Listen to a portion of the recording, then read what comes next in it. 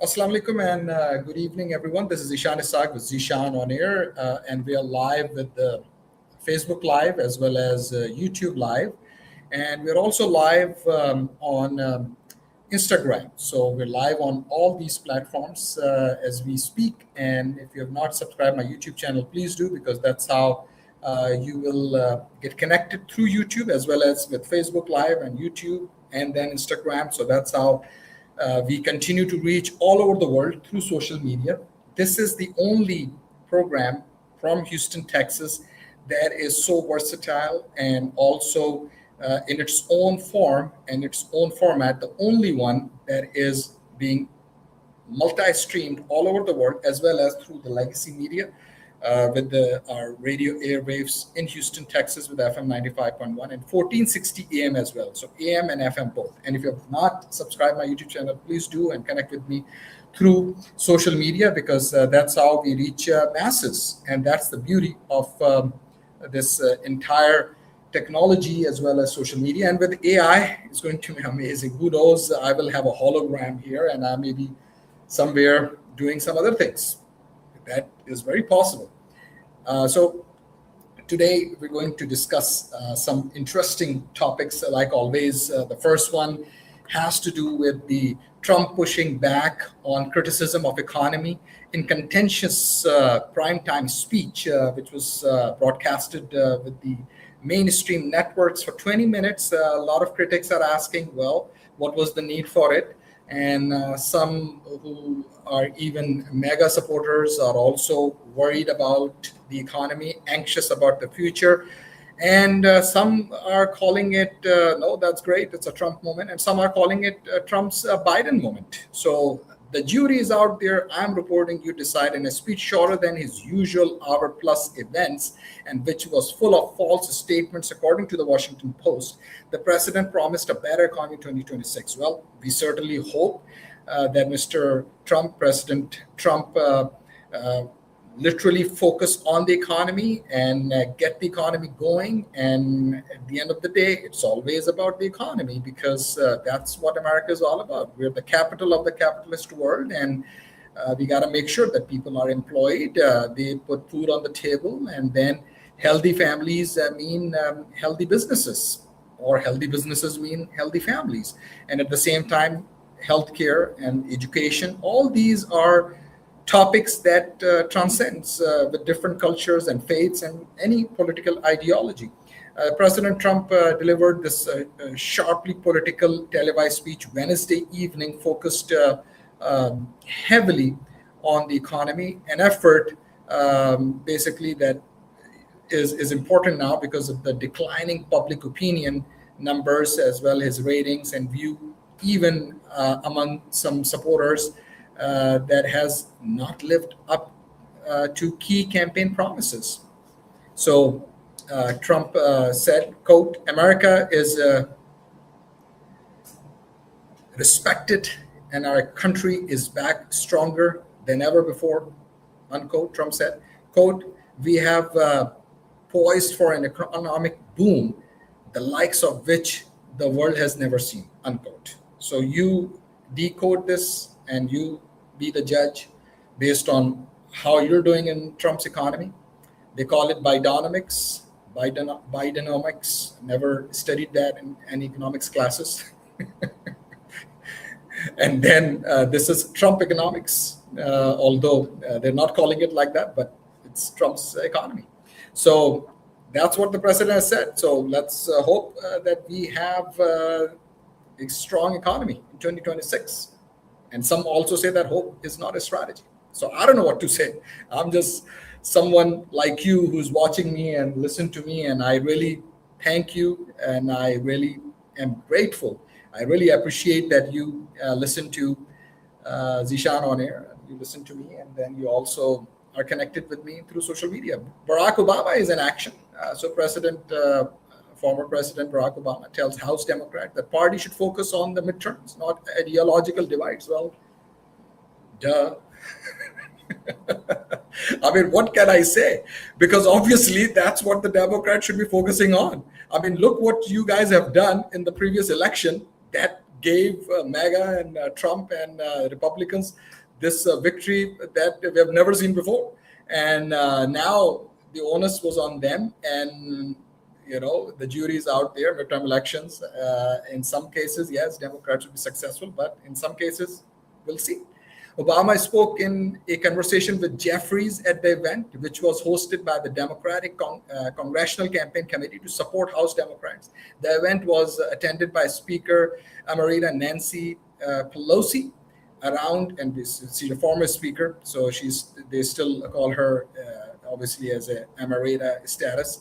Around a dozen members to the House and the other party supporters. Obama said the Democratic Party's, quote, differences aren't that big, unquote. But, quote, sometimes they get magnified because that's the nature of social media, unquote. Social media, exactly. That's who we are, President Obama, former president. And the Democratic Party at the national level has also made some, I would say, blunders, not just one, problem that had a ripple effect, some blunders of decades of blunders that gave us President Trump and MAGA and Republicans, and they're also not happy. That's the word on the main street. And that's what people tell me when I was campaigning myself for 3.5 years for the county commissioners campaign right here in Fort Bend County. And now here we are. And people who voted for me, they even were Republicans. First time in their life, there were 2 people that I met personally. They came in and voted only for a Democrat county commissioner candidate for me. And I'm so happy and grateful, and then many others. And it was a successful campaign because the goals that we set out, it was a winning campaign. So that's basically how it should be, that anyone who has aspirations for the office, local office, state or federal office should run for office, because we are done with all these career politicians, even at the local level, at the state level and federal level. Look at the state of affairs. Look what they have done for us. Unfortunately, that's the word on the main street. Because if they were doing their jobs and if they were focused on doing the right things, we should not be in this predicament at this point. What are those predicaments? You all know what those predicaments and issues are. From education, from healthcare, and obviously economy, the big E. So I don't need to go on a soapbox more on this, but I'm going to quote former president, quote, "Our job is to focus like a laser on this upcoming election." Get some laser guns, folks. That's the short term, unquote, Obama said, according to the excerpts. And then obviously he talked about tell a story and, quote, bring Democrats back in, unquote. That's basically what he told the House Democrats. How?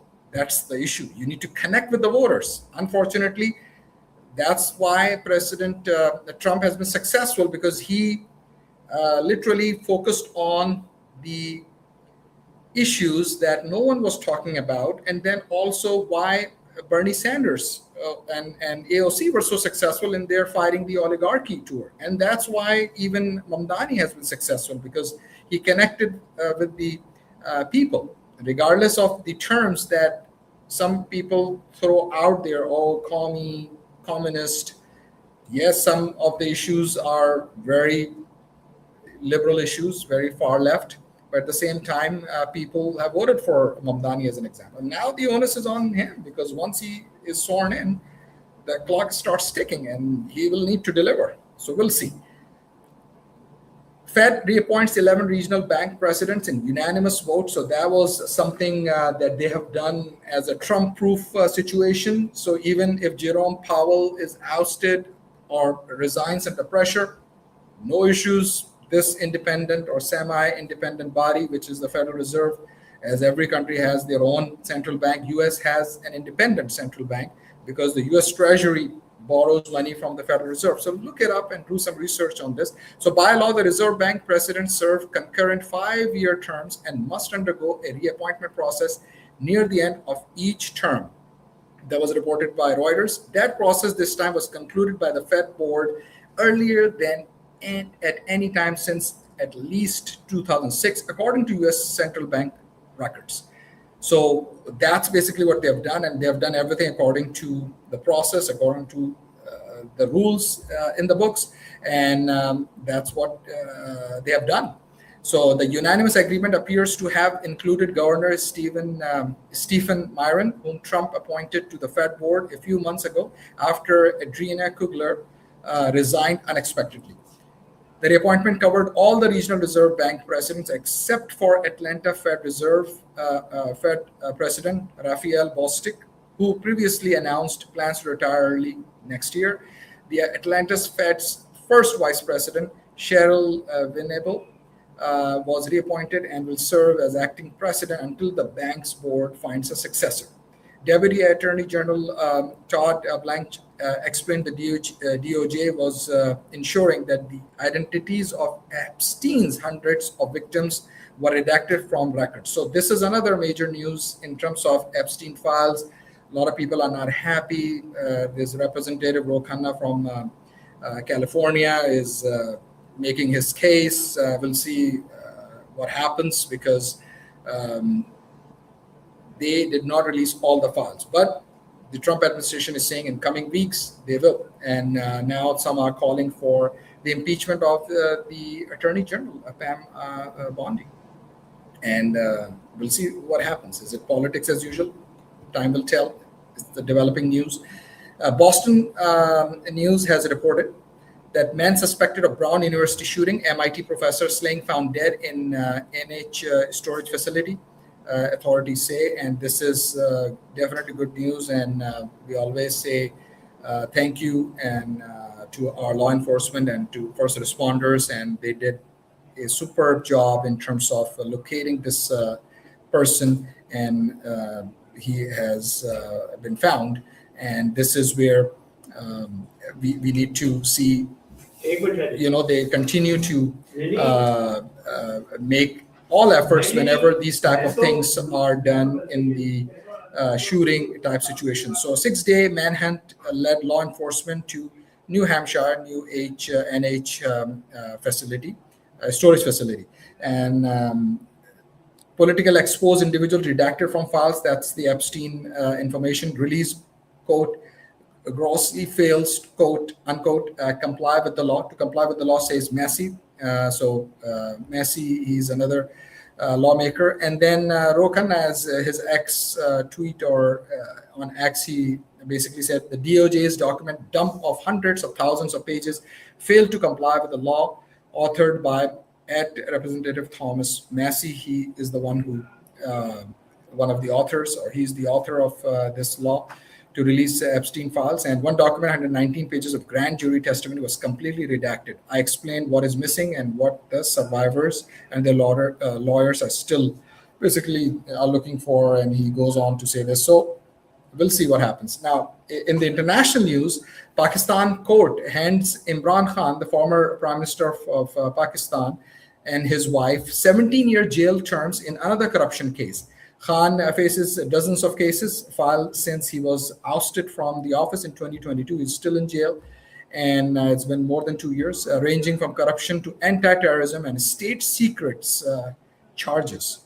So very serious stuff. We'll see what happens. Well, the Times of Israel has reported U.S. presses Pakistan to join Gaza force, testing powerful military chiefs' authority at home. And they have put this entire article in the Times of Israel and then other mainstream media outlets. And this is going to be the third trip of Asim Munir, the Field Marshal of Pakistan's armed forces, to meet Trump. Third time within 6 months or so. So in the upcoming weeks, he is making a trip. And this is where you can read this entire article, pressure to deliver. There's a lot of pressure on him. And the Pakistani government has been very quiet. Reuters and others have actually, in this case, have reached out to the government and the Foreign Office. They did not respond, according to the news outlets, as well as the Pakistani government, because they're saying that we're not going to be taking part in disarming Hamas, because this is another serious situation for all the Pakistanis out there, because now they are facing a lot of insurgency and a lot of terrorism inside Pakistan. And these groups are up in arms, especially as reported with Islamist militants who it says are operating from Afghanistan. That's basically what has been reported. They also talk about unprecedented power that Munir has, appointed chief of defense forces to head the Air Force and Navy as well, with a job extension until 2030. He will retain his field marshal title forever, as well as enjoy lifetime immunity from any criminal prosecution under the constitutional amendments that Pakistan's civilian government pushed through parliament late last month. That's the State of Israel's, one of the newspapers, Times of Israel, is reporting this, and then other Western newspapers and outlets are also reporting this. Quote, few people in Pakistan enjoy the luxury of being able to take risks more than Munir. He has unbridled power, now constitutionally protected, unquote. Kugelman added. So that's Kugelman. Now, can the Pakistani government go after Kugelman? Absolutely not, because obviously they can only go after the Pakistanis or those who have a Pakistani passport. Quote, ultimately, it will be Munir's rules and his rules only, unquote. That is further commented by Mr. Kugelman. And the home front risk over the past few weeks, Munir has met military and civilian leaders from countries such as Indonesia, Malaysia, Saudi Arabia, Turkey, Jordan, Egypt, and Qatar. According to the military statements, which Siddiqa said appear to be consultation on the Gaza force. So this is what Pakistan is doing. They're going out to all these Muslim countries who are reluctant to take a part in this mess in the Middle East. But Pakistanis are like, oh, we got it covered. We are so peaceful at home. Now we're going to take on this messy situation in the Middle East. So this is what people are saying. And I'm just reporting here. I report, you decide. So this is exactly the situation which some people are saying, is Pakistan a new North Korea? Well, there's a difference. Kim Jong-un definitely commands respect all over the world because, you know, he's Kim Jong-un. That's why President Trump even flew to North Korea and met him. On this side, in Pakistan's case, the military journals or these army chiefs, they are so vulnerable, they are so weak that they have to travel to Washington, D.C., they have to make their case, please keep us in power. And at the end of the day, if you keep us in power, don't worry, we're going to take care of it. So that's basically any person who follows the news and follows politics in that part of the world, they know what's going on in Pakistan. That's why Pakistanis are very upset, especially overseas Pakistanis, those who are from Pakistani origin. They could be British citizens, they could be Europeans, they could be Canadians, they could be Americans, but they belong to that region, or they were born, or their parents or grandparents, maybe second or third generation, maybe they have had nothing to do with Pakistan because they never visited Pakistan, but you know, maybe it's first or second generation, because in the US we have second and third generations that are living here, and most of them don't even go back because many of them, their parents passed away, or some of them they immigrated with their families, or they sponsored their parents as well.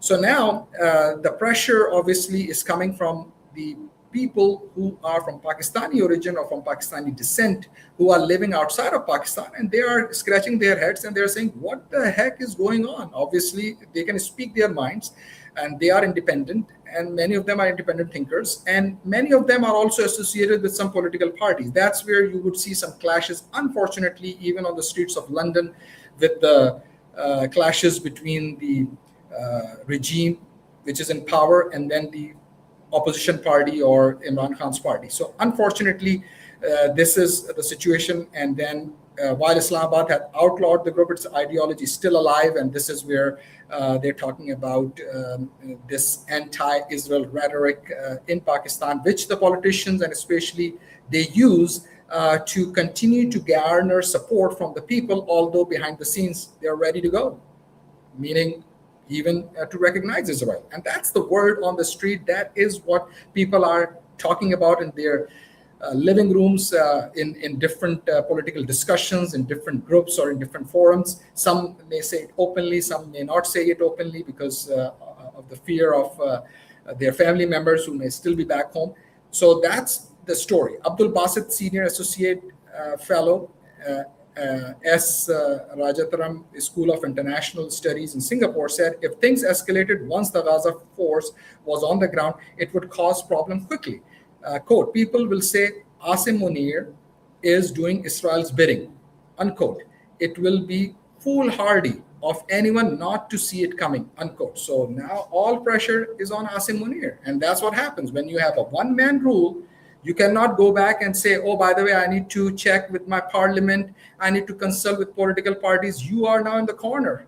Unfortunately, that's how politics work. So you better deliver. If you don't deliver, you got to be out. And next general in line is already, scratching his palms or, getting ready. All right, I'm going to be the next army chief, not me. Whoever is next in line, or not even next in line, could be the 4th, 5th, 6th, or who knows, 7th or 10th general, who would never see himself being the army chief, but with political maneuverings and with these political parties that they want to be in power. You scratch my back, I scratch yours, and I'll make you the chief. So why don't you bring us or our political party in power? So this is the story. And many Pakistanis, they don't want to hear it, but we are living in one of the greatest countries, or I would say the greatest country in the world, that is the United States of America, because here public opinion matters and we talk about everything. Here you can see the pictures in the local Urdu version of BBC, where Marco Rubio, our Secretary of State, is saying yes, and he's saying it in English, obviously, but it's translated in Urdu, and he's saying that the stabilization force is important because the force, the reason to send force, that request or that presentation in terms of the Pakistanis being asked or requested to send their forces. So we are grateful for that, obviously, because no one wants to go. And the general here obviously want to go. Even there is a lot of debate that is going on in many Pakistani news outlets that what should we do, although they're going through a lot of crackdown, but no one can speak openly about these issues. Even in the parliament in Pakistan, the parliament is non-functional. And then the one rule that Mr. Kugelman, as he has been reported in the Times of Israel as well, that is the one man's rule, is Asim Munir. So now he needs to deliver, and that's basically the writing is on the wall. So we are going to see some interesting situations in the next few weeks and months in terms of what Pakistan is going to do, because the Times of Israel has also reported that Pakistan is the only country in the Muslim world that has nuclear weapons as well. So is Israel going to be happy? Unless Israel and Pakistan behind the scene through back channel talks are already agreed on the role. Now they just have to sell it to the people. So it's not going to be that easy. So we'll see. That's politics for you. And we're going to continue to keep an eye on these developments, and we'll continue to talk about it. If you want to share your opinions, please always do, because that's how we continue to share information. And my radio station, my social media platform is open. You can always comment as well, and you don't have to agree, you don't have to disagree, and you can just be someone with your own opinion. And if you share facts, that's even better, because it's important. We look at the facts on the ground as well. So I would like to thank our key advertisers. First of all, Affordable Insurance of Texas, AITinsurance.com is the web address, www.aitinsurance.com. You can call them at 713-785-4000. Give them a call. They'll give you a quote, 713-785-4000. You can get quotes on auto insurance, and you can save some money. And you can also contact them for health insurance, homeowners insurance, commercial insurance, business insurance. They have all these different types of insurance needs that can be met by Affordable Insurance of Texas. But especially for auto insurance, please call 713-785-4000, AITinsurance.com. Also, I would like to talk about the Roopsari Palace. They are at the Hillcroft location, thousands of square footage. You can call them at 832-267-0065,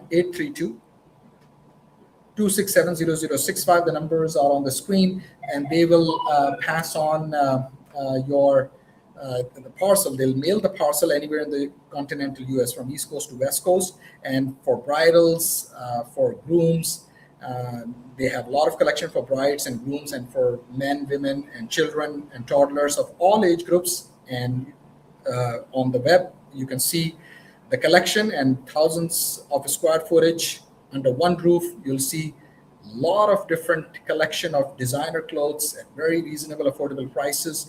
Roopsari.com, or visit Roopsari Palace, and you will definitely be surprised. And thousands of dresses are out there, and clothes and attire, and they have shipments coming in from Pakistan, from India every week. Prince Jewelers Houston, you can certainly get jewelry, gold jewelry, 22 karat gold jewelry from Prince Jewelers Houston. They've been in business for decades, and their number is 281-777-1457, 281-777-1457. And you can certainly